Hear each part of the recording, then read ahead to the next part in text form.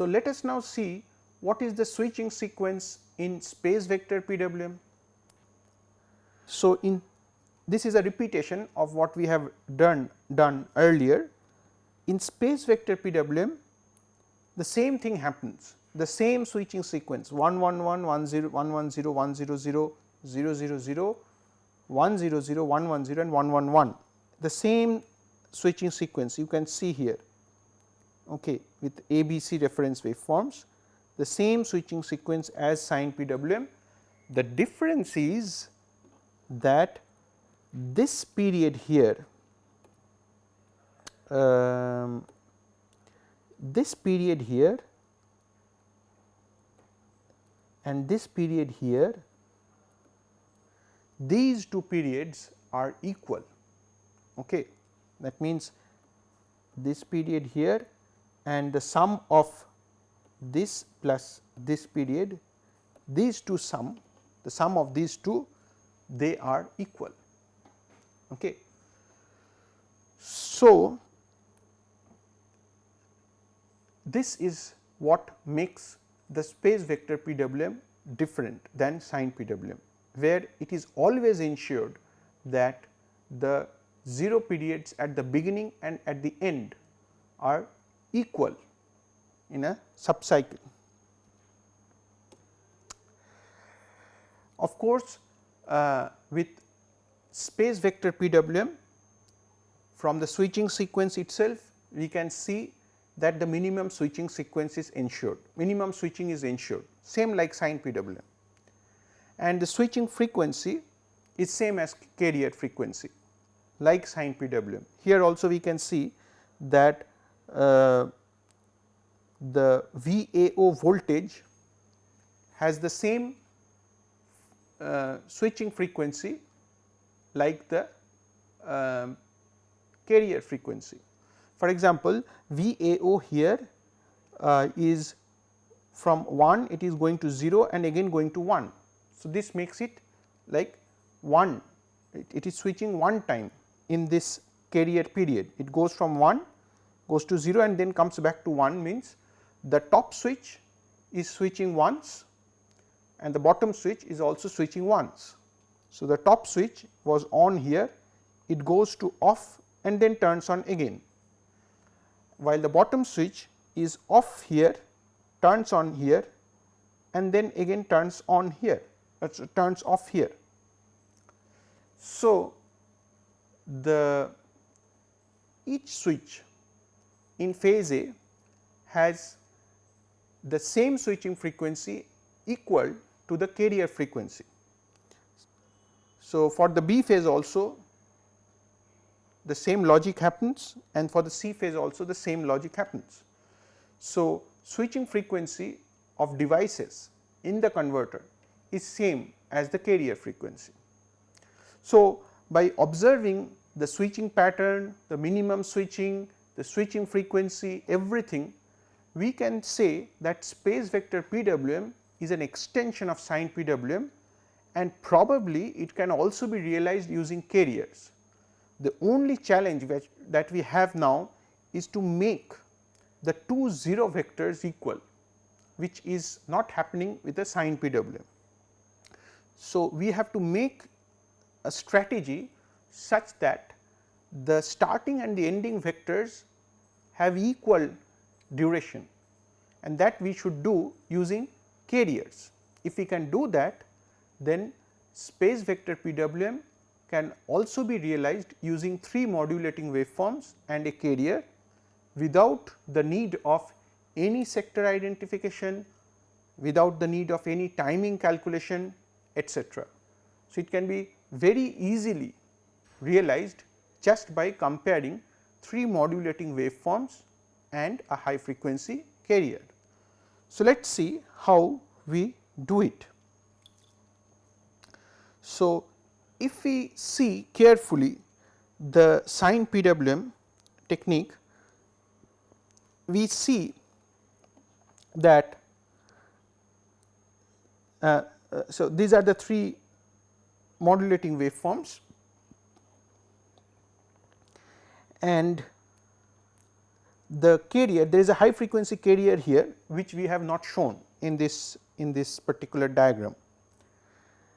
Now, suppose the 3 modulating waveforms are denoted by 3 cosine waves. As you can see here, V A is V m cos theta, V B is V m cos theta minus 2 pi by 3, and V C is equal to V m cos theta minus 4 pi by 3. So, let us first see what are the line voltages V A B and V B C, right. So, if you subtract V B from V A, we get V A B, which is root 3 V m sin pi by 3 minus theta, and V B C is equal to root 3 V m sin theta. So, this V A B and V B C is on this diagram or on this waveform. V A B corresponds to this distance here, and V B C corresponds to this distance here. So, this distance here is V B C, because it is the instantaneous difference between phase B and phase C, whereas this distance here corresponds to V A B. Okay, it is the instantaneous difference between A and B phase waveforms. So, this expression V A B and V B C here is representing the distance between the waveforms on the left hand side of the slides. Now, what are these distances representing here and here? These distances, if you can imagine the carrier here, if you can imagine there is a high frequency carrier here, which I have not shown in this diagram. Suppose when the carrier is here, during this point all three phases are higher than the carrier. During this region all the 3 phases are higher. So, this must be a place which corresponds to the 111 period, 111 switching state. So, similarly this area here or this distance here must be, because here you see that all the 3 modulating waveforms is less than the carrier in this region here. So, this must be the distance which represents the 000 state, okay, where all 3 modulating waveforms are less than the carrier. So, this one is representing the 000 state, and this distance here is representing the 111 state, and clearly the 000 state and 111 state at this time instant are unequal, which is expected in sine PWM. Now, what about VAB and VBC? If we see the T1 and T2 expressions which we had earlier derived, we see that T1 is equal to this here and T2 is equal to this expressions. And if you observe the VAB and T1 expressions, they are very similar, you see, except for the multiplying factor at the beginning. So, they have this sin pi by 3, both of them have this sin pi by 3 expression, and there is a root 3 here, but there is the multiplying factors are different.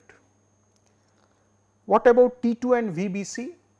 You see that this sin theta and sin theta matches, root 3 and root 3 matches, only this multiplying factor which can be termed as a scaling factor, okay, because one VAB and VBC are voltages, whereas T1 and T2 are times. Okay.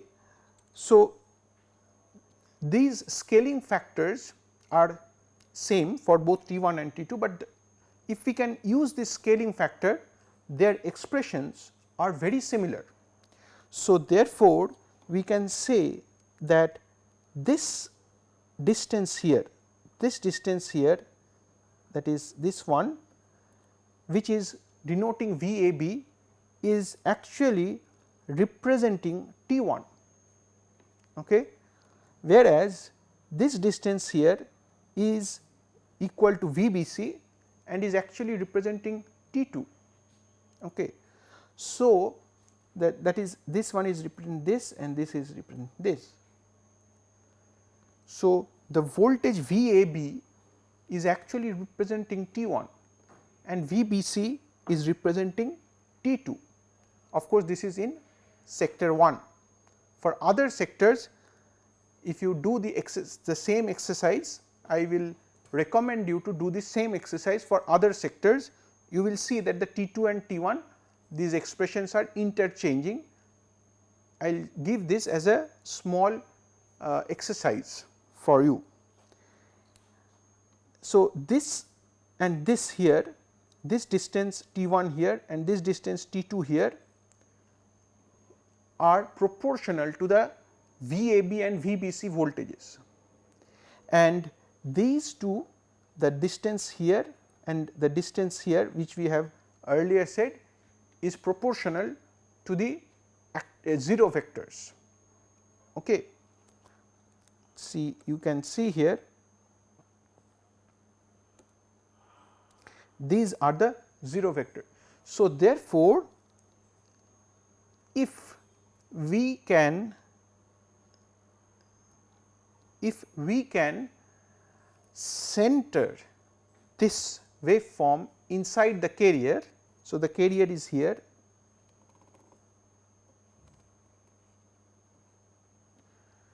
if we can center the waveform inside the carrier such that the distance here, this distance here and this distance here, these two distances are always equal from this +1 and -1, then we can make sure that the two 0 vectors are equal.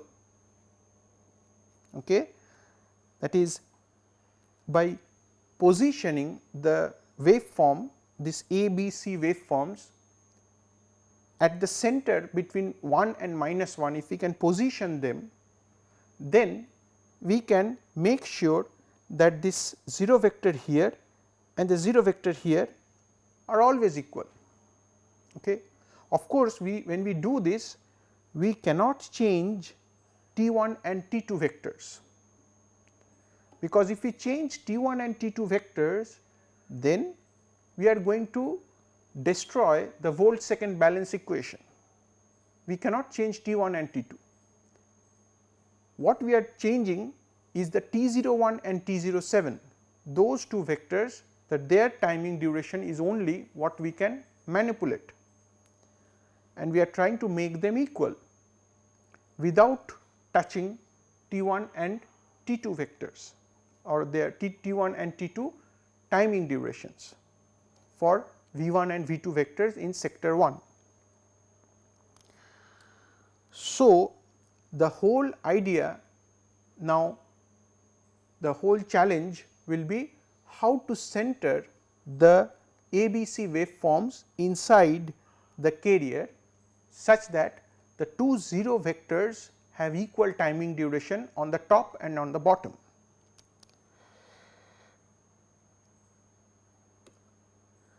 So, this is shown in this figure.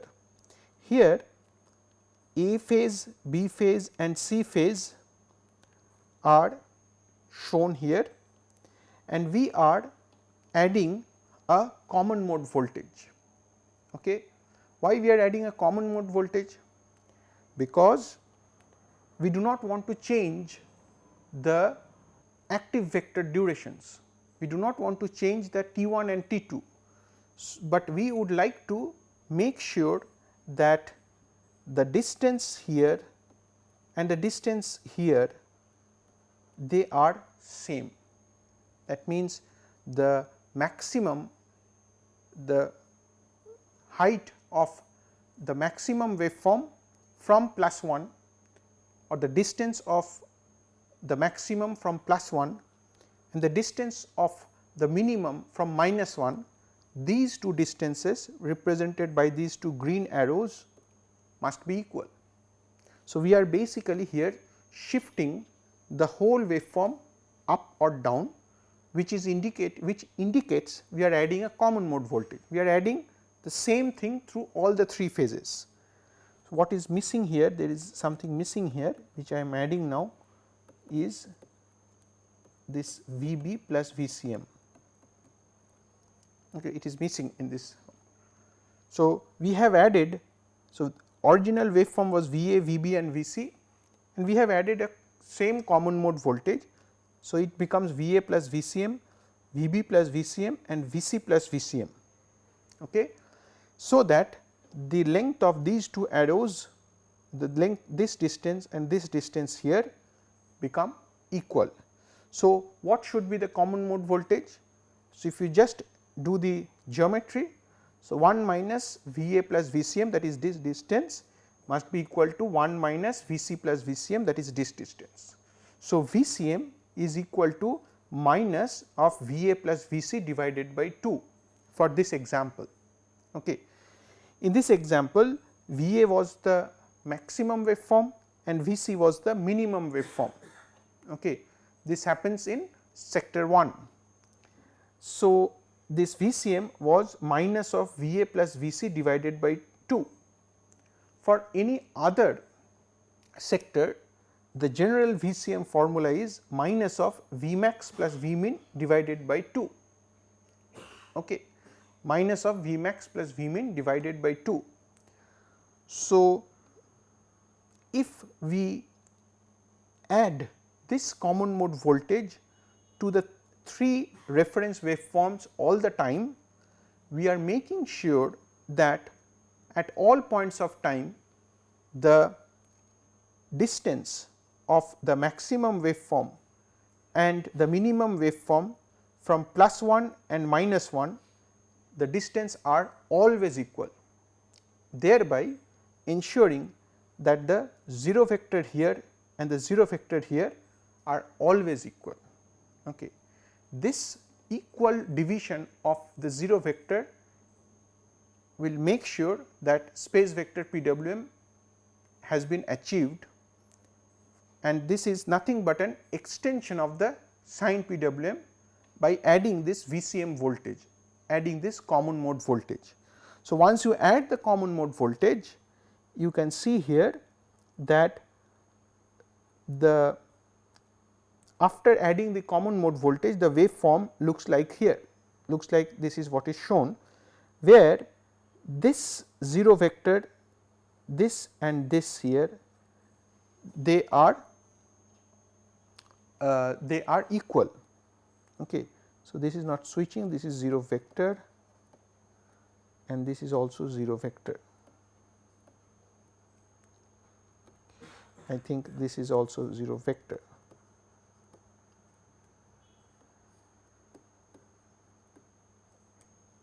But when we add the common mode, remember that T1 and T2 is not changing, because T1 is line voltage, T1 is proportional to the line voltage VAB, and we have added the same common mode to both A and B phases.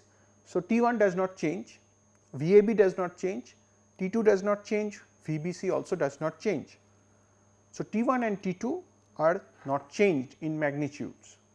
Then we see the resultant waveform once we have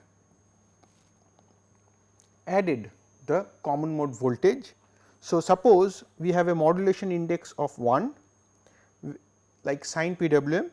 So, these 3 are the 3 sine waves and they have touched 1 here. We can see that they have touched 1.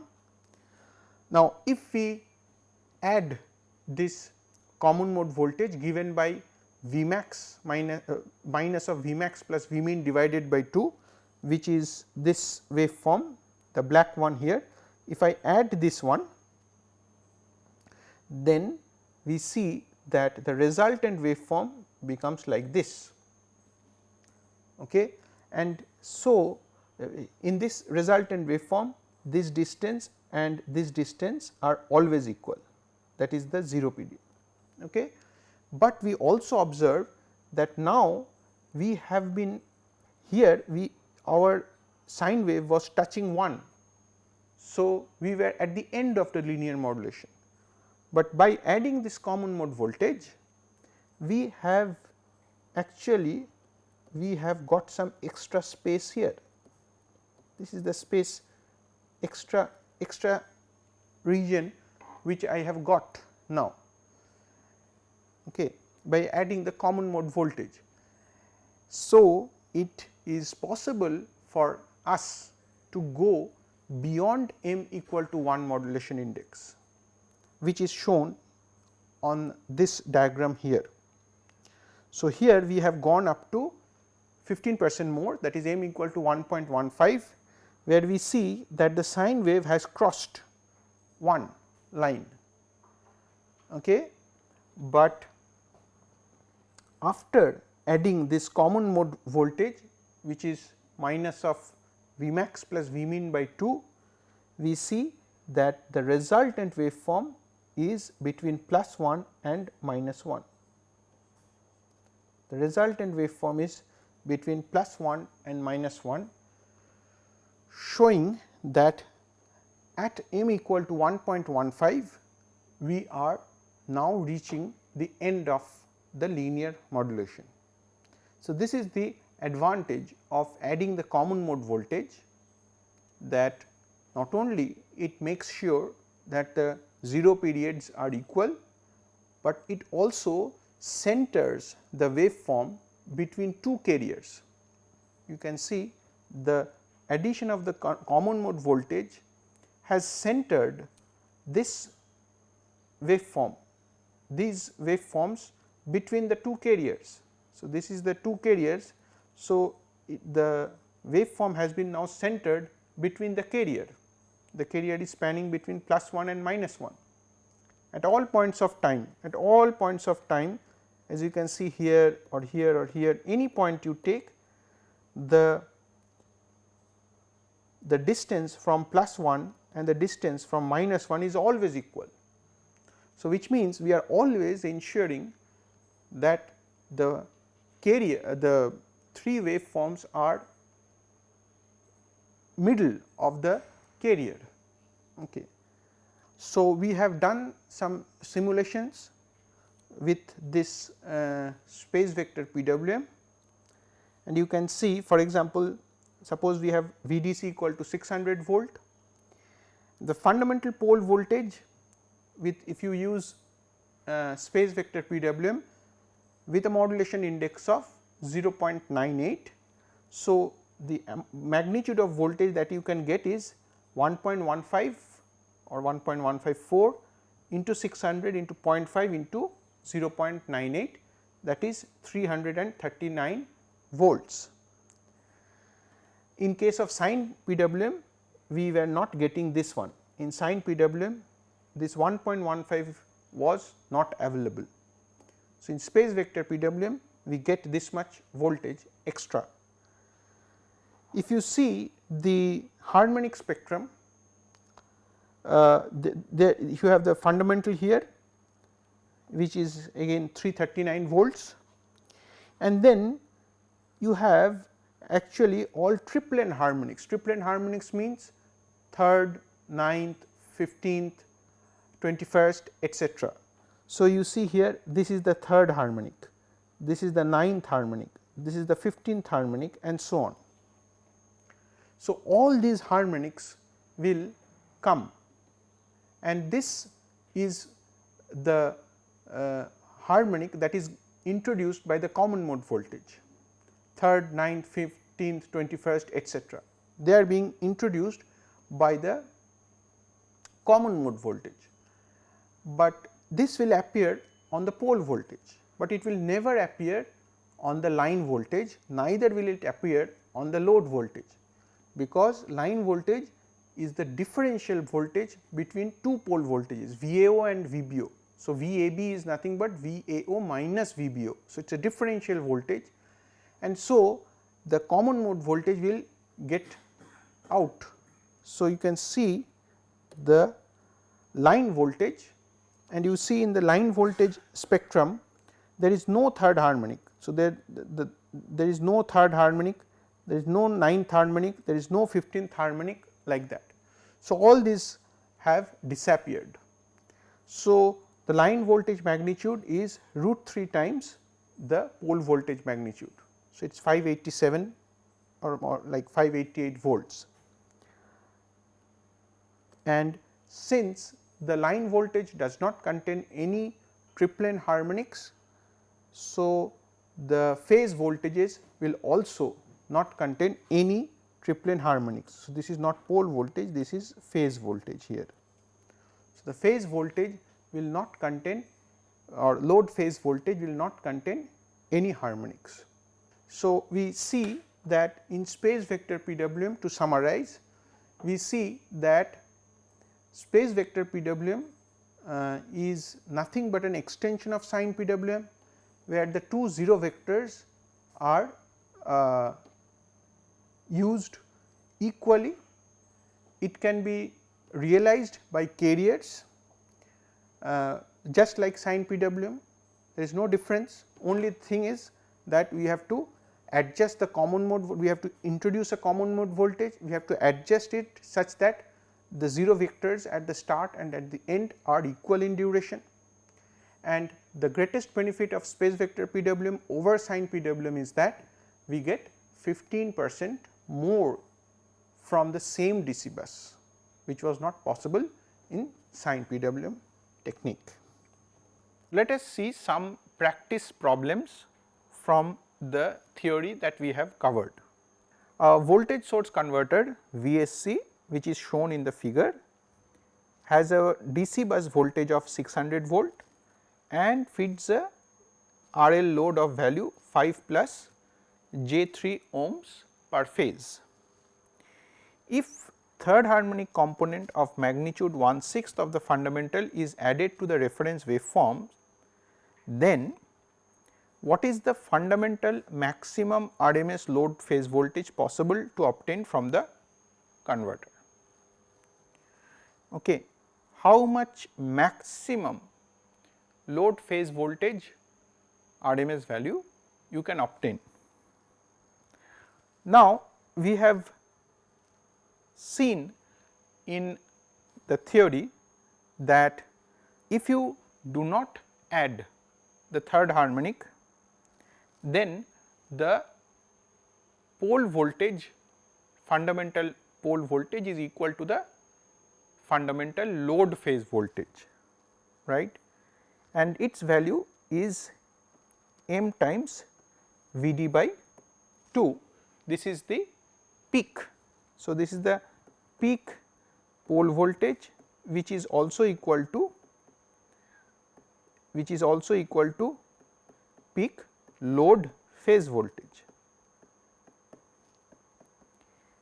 okay, and this is equal to m Vd by 2.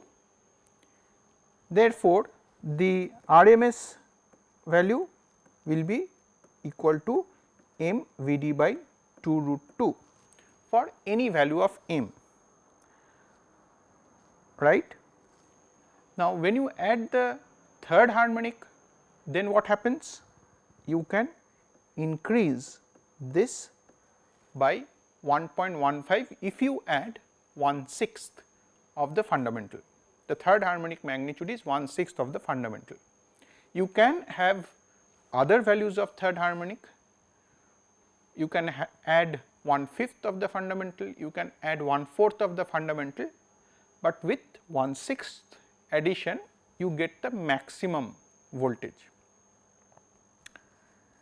So, this is the RMS load phase voltage, and when m equal to 1 you get the maximum. So, with m equal to 1 you get the maximum, and this value will be 1.15 Vd by 2 root 2, and this is what is shown in the answer.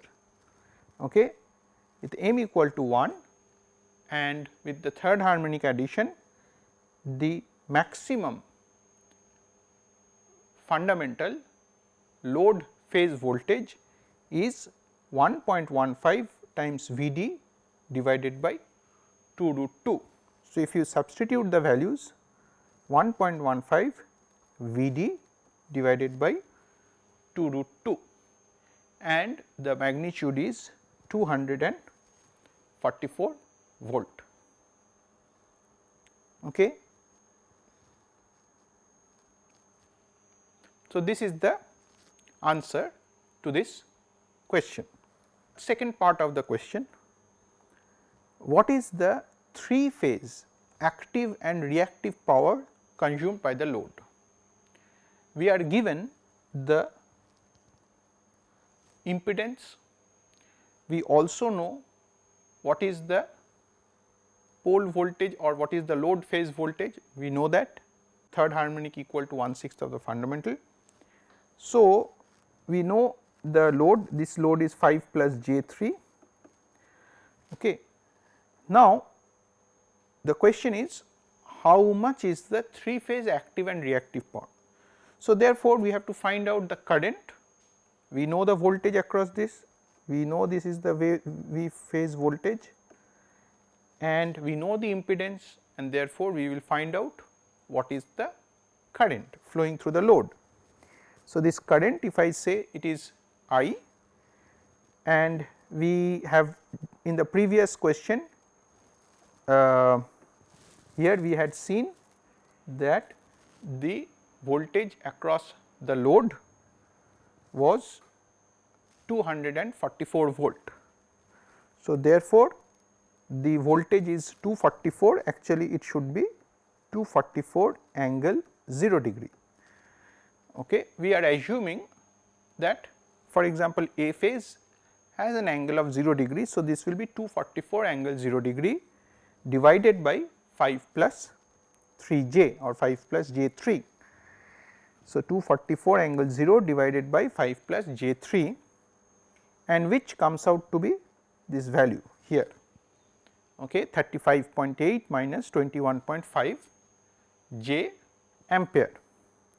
So, therefore, the 3 phase power is 3 times V I star, okay, assuming that it is a balanced system. So, 3 into 244 into I star is 35.88 plus 21.5 j, okay, and it will give you the 26.2 kilowatt and 15.75 kVAr. Okay. So, this is the answer, okay, kilowatt. So, it should be small letters and kVAr should be also small letters, fine. So, 26.25 kilowatt and 15.75 kVAr, this is the active and reactive power consumed by the load. Now, third part of the question, the magnitude of the third harmonic component present in the line voltage is, and as you might have guessed, in the line voltage the third harmonic cannot exist. Okay. So, the answer is 0 volt, because the third harmonic is a common mode voltage which is added to all the 3 reference waveforms equally. Therefore, that common mode voltage cannot appear in the line voltage. Telling it in another way, this is a 0 sequence voltage. 0 sequence voltage cannot be there in the line voltage. Okay. So, it will not appear in the line voltage and hence it will not appear in the load phase voltage also. So, this will, I will also say this is 0 for load phase voltage. So, there is 0 volt magnitude of third harmonic in the load phase voltage also, it will cancel out. Okay. So, this is the third part of the question. Okay. Now, let us take another question is based on the space vector PWM. So, this is the space vector PWM and the reference vector as shown by the green arrow, and for realizing this reference vector, the timing durations of the vectors V3, V4 and 0 vectors are what? I mean, this is the question asked. What are the timing durations of the vectors V3, V4 and the V0? Okay. So, we are trying to find out what are the timing durations of these 3 vectors in order to realize the reference vector. Okay. Now, what is the reference vector magnitude? The reference vector magnitude is 400 volt. The reference vector angle is 5 pi by 6 or 150 degrees, and Ts is 200 microsecond and the DC bus is 700 volts. Okay. So, at first, so this is basically a question of doing it with geometrical analysis, and that is how we have done it, pretty simple and straightforward. But you have to note that the corner vectors, okay, or the active vectors have an amplitude or magnitude of 2/3 Vd, and since Vd is 700 volt, this comes out to be 466 volt. So, the magnitude of this V3 vector is 466 volt, this is also 466 volt, this is angle 180 degree and this is angle 120 degree, right.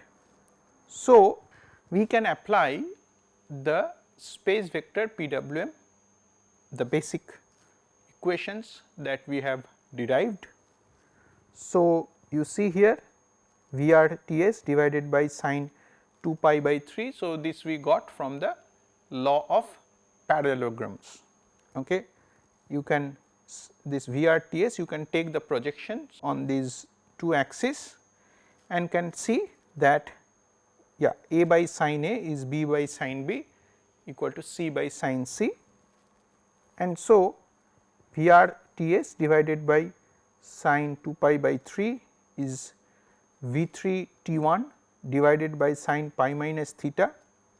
Okay. So, here in this problem, okay, we can say that this angle is theta minus 2 pi by 3, and so if you just apply the formula, then you will see that the in this formula, then you will see the magnitude of T1 comes out to be 98.97 microsecond.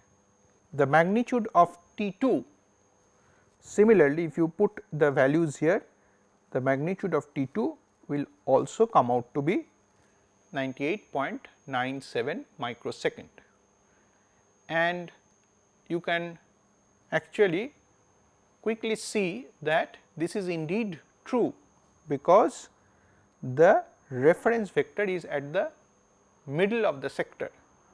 Okay. And so, we can expect that both V3 and V4 vectors will be switched for equal duration of time. Okay. So, both T1 and T2 are equal durations of time, because VR is 150 degree, which is in the middle of the sector. Okay. And the T0 is this much, 2.06, which is obtained by 200 microsecond minus 98.97 minus 98.97. Okay. You can see that the 0 vector is very small duration, and the reason is obvious, because the reference vector is almost touching the boundary of the hexagon. Okay. Its magnitude is 466 and so the reference vector is almost touching the boundary. If this reference vector had touched this point, so if the reference vector was like this, okay, if it was touching the boundary, we would have got T 0 to be 0, okay. Had it touched, we would have got 0 for this sample which is at the middle of the sector, okay. For this sample here, suppose for this value of T 0 you are moving like that, okay. So, for this sample here you will have some T 0, because you will have this much of T 0 corresponding to this much distance, there will be a T 0 period, and for the rest of the time you will apply the V 4 vector, okay.